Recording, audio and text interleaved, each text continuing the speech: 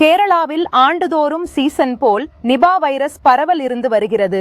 இந்த சூழ்நிலையில் பாலக்காடு மாவட்டம் மன்னார்காடு அருகே குமரமபுத்தூர் பகுதியை சேர்ந்த 58 வயது நபர் கடந்த சில நாட்களாக காய்ச்சலால் பாதிக்கப்பட்டிருந்தார். இதற்காக அப்பகுதியில் உள்ள மருத்துவமனையில் சிகிச்சை பெற்றும் அவருக்கு குணமாகவில்லை.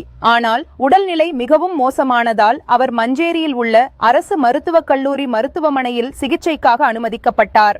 இந்த நிலையில் நேற்று முன்தினம் மாலை சிகிச்சை பலனின்றி அவர் உயிரிழந்தார். இதையடுத்து அவரது உடல் திரவ மாதிரிகளை சேகரித்து பரிசோதித்ததில் அவர் நிப்பா வைரஸ் பாதித்து இறந்தது தெரிய வந்தது. இதற்கிடையே நிப்பா அறிகுறிகளுடன் பாலக்காடு மாவட்டம் தச்சநாட்டுகரா பகுதியை சேர்ந்த நபரின் நிலை மோசமாக உள்ளதாகவும் தற்போது கோழிக்கோடு அரசு மருத்துவக் கல்லூரி மருத்துவமனையில் அனுமதிக்கப்பட்டு சிகிச்சை பெற்று வருவதாகவும் தெரிவிக்கப்பட்டுள்ளது. மேலும் பொதுமக்கள் பாதுகாப்பிற்காக முகக்கவசம் அணியவும் சுகாதார வழிகாட்டுதல்களை பின்பற்றவும் கேரள அரசு அறிவுறுத்துகிறது.